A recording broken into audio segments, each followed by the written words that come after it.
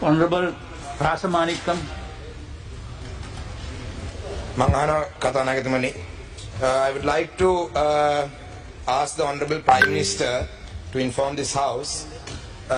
Number one, the total number of political prisoners in the country and the number of camps they are detained in.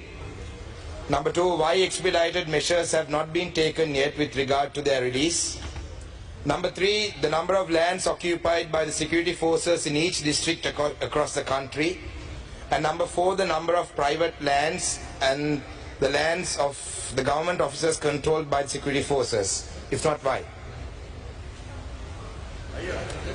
අරු කතානායකතුමනි ශ්‍රී ලංකා දණ්ඩ නීති සංග්‍රහය යටතේ හෝ මෙරට පවත්නා වෙනත් කිසියම් නීතියක් යටතේ දඬුවම් ලබා දී ඇති සිරකරුවන් හෝ සැකකරුවන් අතරින් දේශපාලන චෝදනා මත සිරගත කොට ඇති හෝ රඳවා ඇති කිසිවෙකු මේ වන විට ශ්‍රී ලංකා බන්ධනාගාර තුළ නොමැති බවට මේ කරු සභාවට කියන්න කැමැතියි.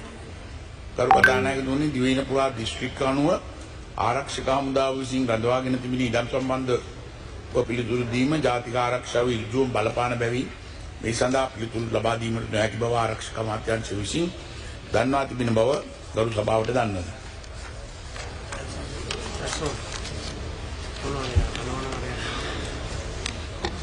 මගේ පළවෙනි අතුරු ප්‍රශ්නේ තමයි my first question is Honorable Prime Minister, there are people who have been in custody since the time even before I was born. You know, some of them have died in prison in the last couple of years. One of your main election promises was that the release of these political prisoners will be done. This was done in the canvassing campaigns that was done in the north and the east. And even Honorable Namal Rajapaksa, when he was released from remand prison, had mentioned that these political prisoners need to be released. At the same time, I need to place it on record that JVP, during the JVP insurrection, people who were arrested were given general amnesty. And also, the Honorable Johnson Fernando mentioned the other day that Pullian was a political prisoner. He was not a political prisoner. He was under arrest for the murder, as charged for murder under suspicion of Joseph Parrasingham. And at the same time, people have been given pardoned. Sergeant Sunil Ratnayaka, who was he was charged with murder and sentenced, and he was pardoned. So why aren't these some of these people? These cases haven't still even been filed, right? They are still being held without they are still being detained without charges being filed. As you may have been aware, we had a campaign called Pottuvil to Polikandi from the 3rd to the 7th last week, and one of the primary requests that were put forward by the people who joined this protest was the release of these political prisoners. And in Kilnochi, there were some people who were relatives of people who had surrendered to the army during the last days of the war in the Wattuwal Palam. And along with them, there were parents of people who were arrested during November 27th last year for posting photos on Facebook. So their genuine concern was that the people who were arrested back in the day and the people who surrendered to the army in 2009, all of them were taken by the armed forces. Likewise, now in November 27th, there were nearly 40 odd youngsters who were arrested for posting photos on Facebook and so on and so forth. And now they are still, no charges have been filed against them as well. So naturally, there is a concern that in a few years, that these boys could also be missing because these people were arrested. So my question is, why is there two laws? I mean, why is there two laws, one law for different people, and why aren't these cases being expedited? So we can, I mean, sir, you know, as the Prime Minister, I know that you have the capacity to do it and you are genuinely concerned about these people. I would like to see that as the Prime Minister of this country, that you take some action against this because you are the only one who can do this. And we have 100% faith in you, and this was the election promise that was put forward. And it wasn't just TNA that's asking for this. The march, the Pottuvil to Polikandi march that happened, nearly 100,000 people joined this, and one of the main slogans, one of the main requests was the political prisoners. Likewise, even with the Easter attacks, there are people who have been detained for almost 2 years with no cases being filed against them. So I would like to, my first question is, sir, what is happening to them? Are they going to be released, or are they going, because now election has been won, you got 2/3, presidential election was won, these things were used for politics. Are you all going to hold these people in prison just for political mileage, or is there a plan? That's my first question, sir.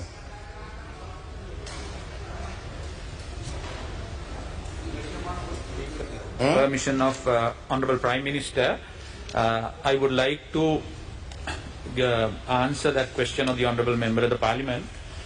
First, immediately after the 2009 defeat of the LTT, there were about 12,843 LTT suspects who surrendered to the government. Government rehabilitated them and put them back to the society as a policy. All of them were reintegrated to the society. They were given skill training, and they are now more or less living in harmony with the rest of the people, including 600 child soldiers. So that's the policy of the government throughout has been.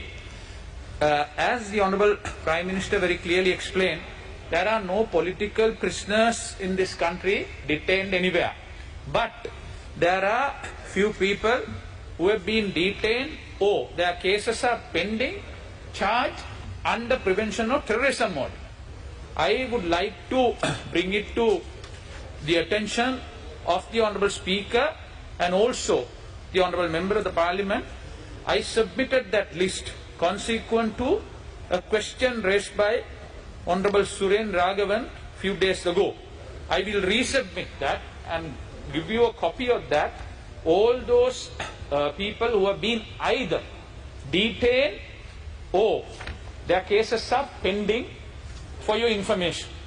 And furthermore, Honourable Member, on the direction of the His Excellency the President and the Honourable Prime Minister, about a couple of weeks ago, I myself and the Minister in charge of Public Security had a discussion with the Honourable Attorney General and also His Lordship the Chief Justice of your concern. One is how to expedite those cases. We also believe those cases has to be quickly disposed of. You can't eternally keep them on remand. And also to file cases against those there are charges. And therefore, if someone says that we have deliberately kept them behind, it's a very limited number. The charges against them are very, very high and grievous, and also the Honourable Attorney General have been asked to look into those individually. So we will keep you update on the progress to the House and to you, Honourable Member. It's very ironic that the Justice Minister is responding to these questions when the Honourable Justice Minister's own community's issues cannot be resolved by himself and the Prime Minister with the Janasa issue. Please, not your time. So my also one of the grievous concerns, you said that it was very serious concerns that they are detained against. But some of these some of them have been detained most recently for posting photos on Facebook and posting a poem on Facebook. I am very shocked that that's a grievous crime. So I would like to move on to my second question. You know, while we were going through the protest from Pothuil to Poligandi, while we were going through Mullaitivu, Mana, Kilnochi, it was very evident that there were so many military camps. The number of military camps, the Prime Minister has said that he is unable to disclose the information due to security concerns. I understand that. But however, there were so many military camps throughout the north and the east. So I would say that, you know, that this government's primary slogan was, establishing national security. So if this government is able to establish national security, I wonder why there is such a need for so many camps. But at the same time, why aren't we worried about setting up some camps in Colombo and Hambantota, because like I mentioned in my parliamentary speeches, Tamils and Muslims in this country are not the threat to this government in the near future.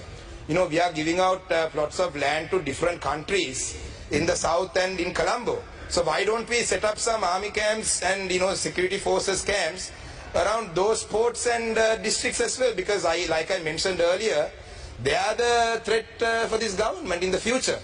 I'm sorry if I'm offending anyone by saying this, but these are all concerns, not just by mine, right? These are not questions that I'm asking for myself. I don't have any family or friends who are political prisoners who are affected by this. Because even in Batiklo district, there are in Kalawanchikudi, even the divisional secretary's office, even the divisional secretariat's office, and also like the irrigation department's office, even those. Here, I will ask my question. This house wastes a lot of time on random stuff. There are a lot of people wasting time on random things. These are questions that are genuine questions that are of the people, right? You mind your own business, right? This is not, you're not the Prime Minister. So my question is, please, right? Your people who want to be the Prime Minister of this country can talk. I am asking this question from the Prime Minister. Mr. Surendra is not a Prime Minister. You're not a Prime Minister. So my question. Let me finish my question. Order, please. I will. Don't waste my time. Don't waste the time of this house. This house wastes a lot of time on unnecessary issues every day. Right? I have observed that there are so many unnecessary things. Yeah. I get this opportunity once a year maybe. We only get the opportunity to ask the Honorable Prime Minister a question once a year maybe, because the opposition, there's only, just mind your business, Surendra Raghavan, you have been appointed as the national list for this, right? You're barking because you got the national list. Just mind your own business. I'm not here on the national list. I have been elected by public. Right? You are just trying to build up you're just trying to build your political career.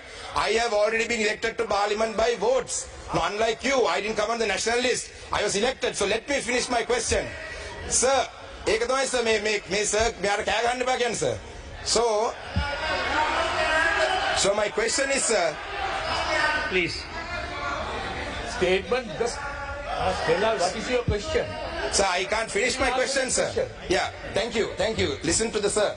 So, sir, the question is, will these private lands and will these lands that are occupied by the security forces, the government lands and the state buildings like irrigation department, even Kalawanchikudi, right? Will they ever be released, or are we going to hold on to them just so that we show the South that there is some major national security threat in the north and this which is not there?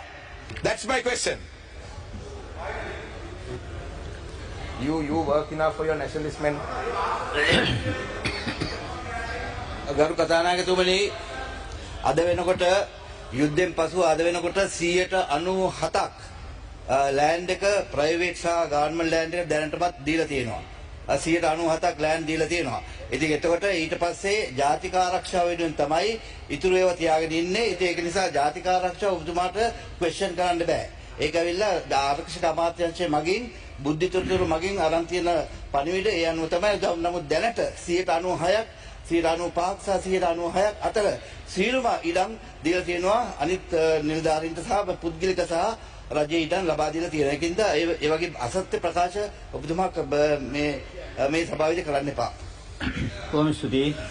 කෝකිලා Gunawardena මෙතිණිය.